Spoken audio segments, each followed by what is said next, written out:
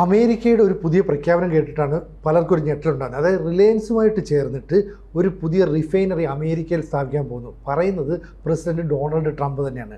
Truth സോഷ്യലിലൂടെയാണ് ഇക്കാര്യം അറിയിച്ചത്. ശരിക്കും ഒരു ഞെട്ടിക്കുന്ന വാർത്തയല്ലേ അത്? അതായത് 27 ലക്ഷം കോടി രൂപ ആണ് ഈ എണ്ണ ശുദ്ധീകരണശാലയുടെ മുതൽ മുടക്ക്.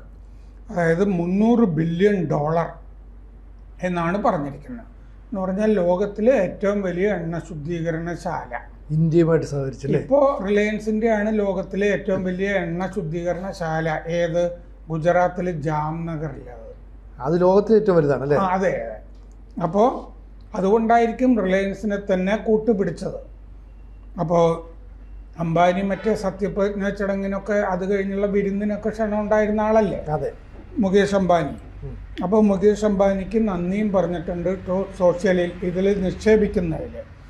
ഇത് 50 വർഷത്തിൻ്റെ ഇടയ്ക്ക് അമേരിക്കയിൽ ഒരു റിഫൈനറിയും സ്ഥാപിച്ചിട്ടില്ല. അവിടെയുള്ള റിഫൈനറികളൊക്കെ പഴയതാണ് എന്നർത്ഥം. 50 വർഷത്തിൻ്റെ ഇടയ്ക്ക് ആദ്യത്തെ റിഫൈനറിയാണ് വരാൻ പോകുന്നത്.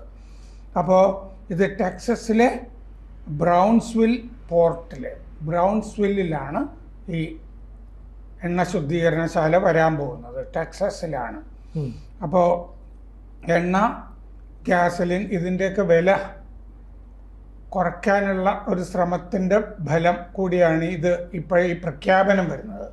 ഇത് കേട്ട് കഴിഞ്ഞാലും എണ്ണ വില കുറച്ച് ദിവസം കുറഞ്ഞിരിക്കുമല്ലോ.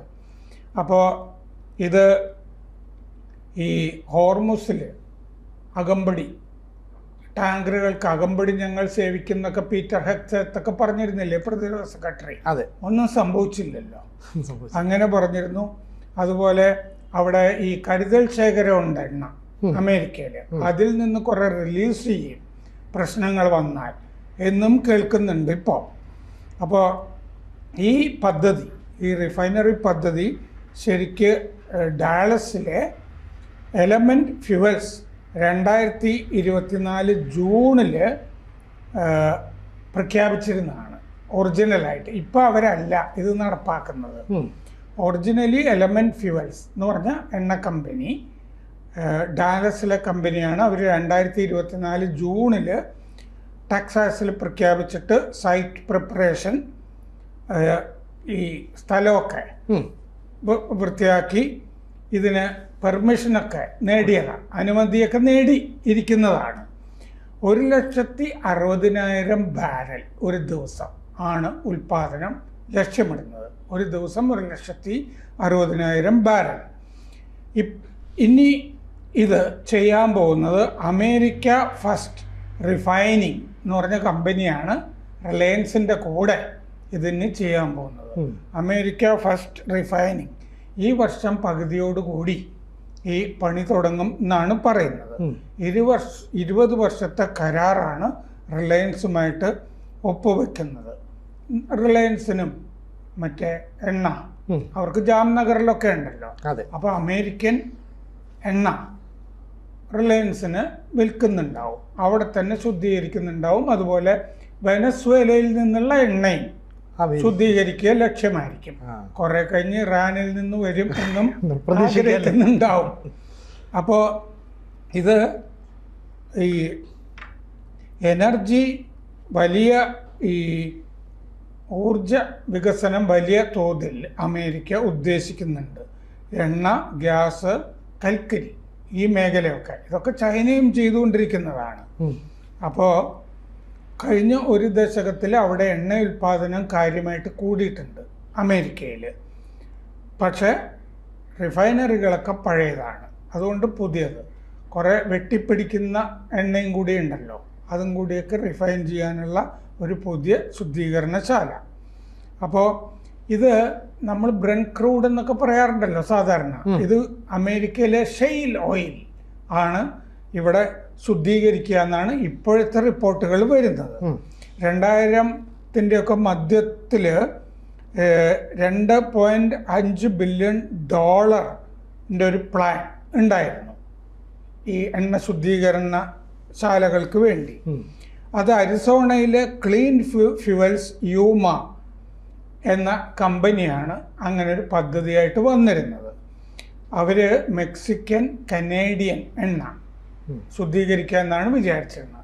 എന്ന് പറയുമ്പോൾ മെക്സിക്കോയിൽ നിന്നുള്ള എണ്ണയും കാനഡയിൽ നിന്നുള്ള എണ്ണയും കൂടി ഈ പുതിയ എണ്ണ ശുദ്ധീകരണശാലയിൽ ശുദ്ധീകരിക്കാൻ ഉണ്ടാവും എന്നാണ് അതിൻ്റെ അർത്ഥം.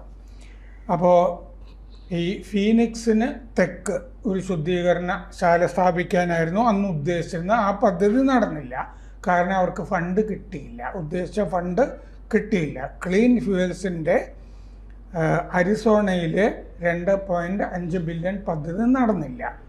അങ്ങനെ ഒരു പദ്ധതി ഈ 2000-ൻ്റെയൊക്കെ മധ്യത്തിൽ ആലോചിച്ചിരുന്നതാണ്. ഇപ്പോൾ ഇത് 27 ലക്ഷം കോടി രൂപയുടെ പദ്ധതിയാണ്. അമേരിക്ക ഫസ്റ്റ് ഫ്യൂവൽസും റിലയൻസും ചേർന്നുള്ള സംയുക്ത പദ്ധതിയാണിത്. ഈ അമേരിക്ക ഫസ്റ്റ് ഫ്യൂവൽസിൽ ട്രംപിൻ്റെ പൈസ വല്ലതും ഉണ്ടോ, ട്രംപിന് കച്ചവടം ഉണ്ടോ എന്നുള്ളത് നമുക്കറിയില്ല.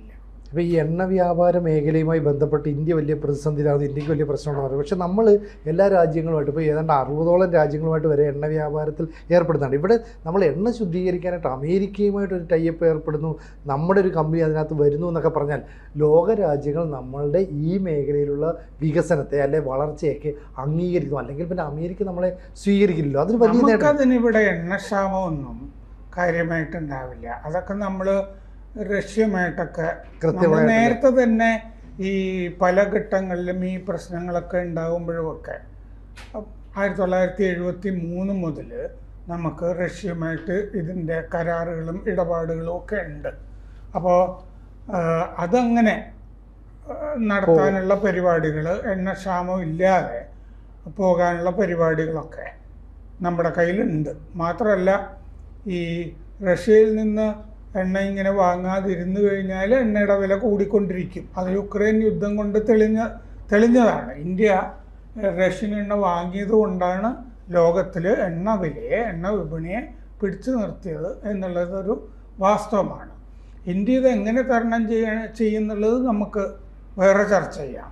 അത് പല ഘട്ടങ്ങളിലും ഇന്ത്യ എങ്ങനെയാണ് തരണം ചെയ്തത് എന്നുള്ളതിന് തന്നെ തെളിവുകളുണ്ട്. അപ്പോൾ എണ്ണക്ഷാമമൊന്നും ഇന്ത്യയെ കാര്യമായി ബാധിക്കില്ല എന്നുള്ളത് വളരെ വ്യക്തമാണ്. ഇപ്പോൾ ഈ വെനസ്വേലയിൽ എണ്ണ ഇന്ത്യ വാങ്ങണം, അല്ലെ ഇന്ത്യ അത്ര കരാറിലേക്ക് ഏർപ്പെടണം എന്നൊക്കെ നേരത്തെ ട്രംപ് പറഞ്ഞിരുന്നു. ഇപ്പോൾ ഈ ഇത്തരത്തിലുള്ള ഒരു റിഫൈനറി സ്ഥാപിക്കുന്നതിലൂടെ ആ എണ്ണ വരുമ്പോഴത്തേക്ക് ഇനി നിർബന്ധമായിട്ടൊന്നും അല്ലല്ലോ, അത് സ്വാഭാവിക പ്രോസസ് എന്ന രീതിയിലേക്ക് പോകുന്നുണ്ട്. അപ്പോൾ ഇന്ത്യയുടെ ഈ നയതന്ത്ര തലത്തിലുള്ള ബന്ധങ്ങൾ ഇത്തരം കാര്യങ്ങളിലൊക്കെ വളരെ സഹായകമാകുന്നു എന്നൂടെ മനസ്സിലാക്കണ്ടേ? ആണല്ലോ, അല്ലാതെ ഈ രാഹുൽ ഗാന്ധിയും കൂട്ടരും ബഹളം ഉണ്ടാക്കുന്ന പോലെയല്ലല്ലോ. ഇന്ന് രാഹുൽ ഗാന്ധിക്ക് രവിശങ്കർ പ്രസാദ് ലോക്സഭയിൽ നന്നായിട്ട് ഉരുളക്കുപ്പേരി എന്നുള്ള നിലയ്ക്ക് കൊടുത്തിട്ടുണ്ട്. വെനസ്വേലയിൽ നിന്ന് നമ്മൾ നേരത്തെ എണ്ണ വാങ്ങിച്ചിരുന്നതാണ്. അവിടെ ഉപരോധം, അമേരിക്കയും യൂറോപ്പും ഒക്കെ ഉപരോധം പ്രഖ്യാപിച്ചപ്പോൾ അവിടെ പിന്നെ മദൂറോയ്ക്ക് മുമ്പ് ഈ ഷാവേസിൻ്റെയൊക്കെ കാലത്തുമൊക്കെ അവിടെ ഇത് നാഷണലൈസ് ചെയ്തു. അവിടെ സ്വകാര്യ ഉടമയിൽ എണ്ണ ഉൽപ്പാദനം നടന്നുകൊണ്ടിരുന്നത് അവിടെ ദേശസാൽക്കരിച്ചപ്പോൾ അവിടെ ഉൽപ്പാദനത്തിനെ വല്ലാതെ അത് ബാധിച്ചു. പിന്നെ ഉപരോധങ്ങൾ ഏർപ്പെടുത്തി. അങ്ങനെ അവിടെ ഉൽപ്പാദിപ്പിക്കുന്ന എണ്ണ മുഴുവൻ ചൈന മേടിക്കുന്ന അവസ്ഥയിലേക്ക് അത് പോയി. നമുക്കാണെങ്കിൽ റഷ്യയിൽ നിന്ന് ആവശ്യത്തിന് എണ്ണ ഉണ്ടായിരുന്നു. അപ്പോൾ വെനസ്വേലയിൽ നിന്ന് എണ്ണ പുറപ്പെട്ടിട്ടുണ്ട്. നമുക്ക് 3 സൂപ്പർ ടാങ്കറുകളിൽ, ലോകത്തിലെ ഏറ്റവും വലിയ 3 ടാങ്കറുകളിൽ നമ്മൾ വെനസ്വേലയിൽ നിന്ന് എണ്ണ വാങ്ങുന്നുണ്ട്. അത് പുറപ്പെട്ടിട്ടുണ്ട്, എത്തിയിട്ടില്ല. അത് താമസിയാതെ എത്തും.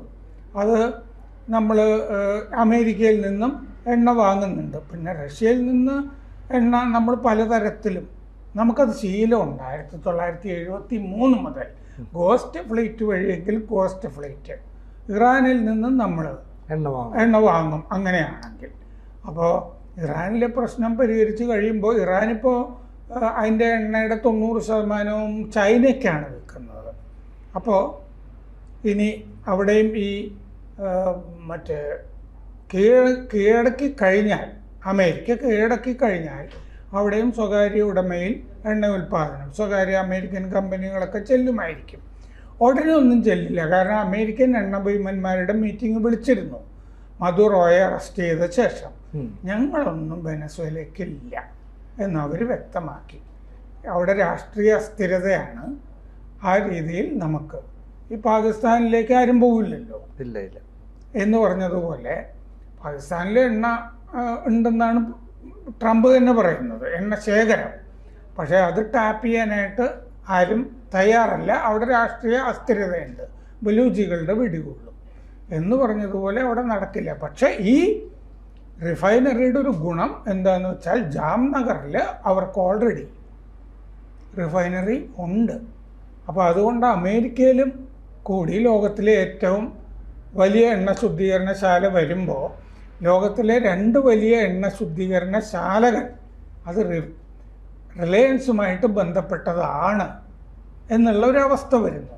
അപ്പോൾ ഇന്ത്യയുടെ ഈ എണ്ണ ഊർജ മേഖലയിൽ ഇന്ത്യയുടെ അവസ്ഥ കുറേയും കൂടി മെച്ചപ്പെടുകയാണ്, ഭദ്രമാവുകയാണ്. അങ്ങനൊരു ഗുണം അതിനുണ്ട്. കൂടുതൽ വാർത്തകളും വിശേഷങ്ങളും നിങ്ങളിലേക്ക് എത്താൻ ABC മലയാളം സബ്സ്ക്രൈബ് ചെയ്യുക, ബെൽ ബട്ടണും അമർത്തുക.